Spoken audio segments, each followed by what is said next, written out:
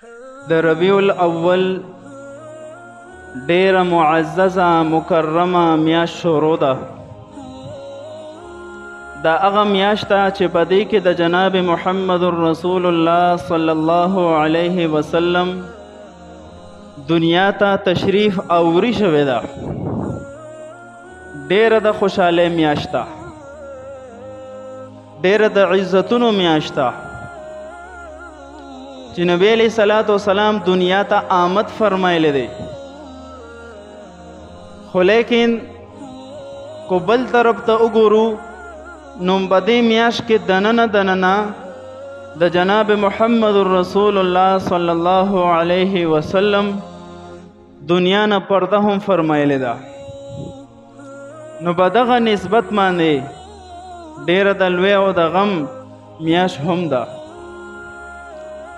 د راتلو په وجه باندې د خوشحالۍ اظهار پکار دی، خو لیکن دومره خوشحالي نه چې د غم او د نبی علیه السلام وفات در نه هیر شي،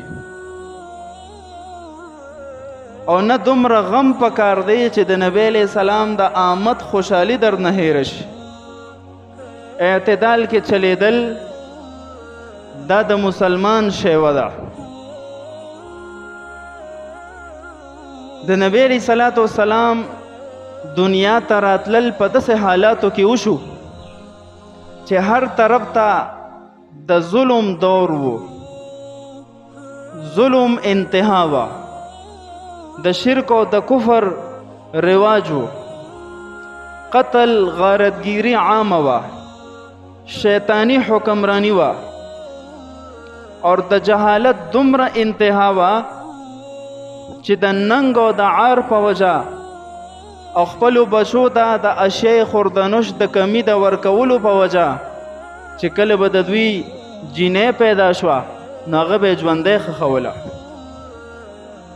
یعنی په مخ د ځمکه خو انسانان وو خو انسانیت پکې نه و. د انسان په جامه کې درندگان موجود و. نو په داسې سخت مراحلو کې داسې خلکو ته چې په جهالت کې د هغې مثال نه مخکې تیر شوی دی نه به در قیامته پورې راشي، په داسې حالاتو کې د نبی علیه صلات وسلام آمد تشریف آوری دنیا ته ورشوه. بیا چې نبی علیه صلات وسلام معمولی غونتې لږ عمر زیات شو نو د نبی علیه السلام د پیدایش نه مخکې د نبی علیه السلام والد محترم حضرت عبدالله هغه وفات شو. نبی علیہ السلام دنیا ته یتیم رالو.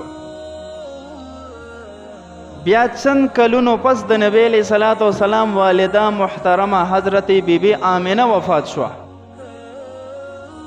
دای کې دی خبرې طرف ته اشاره ده چې د نبی علیہ الصلوۃ والسلام در ابتدا نه والا در انتها پورې تربیت الله رب العزت براه راست کړی دی، سهارې ته محتاج کړی نه دی.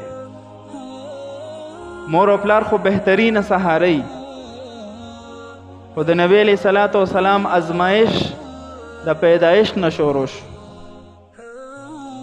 او آمد اور پیدایش داسې نه دی، ازمایش خو د نبی علیہ السلام دپاره خو د امت مسلمه دپاره دا د یو احسان عظیم نه کمه نه وه.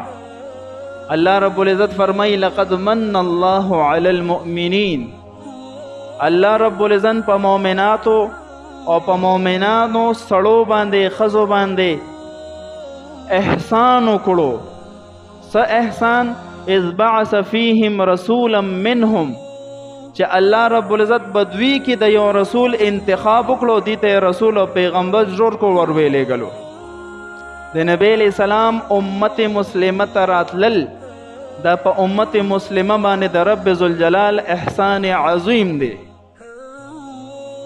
هغه بیا ځان له خبره چې موږ د احسان عظیم قدر ونه کړو.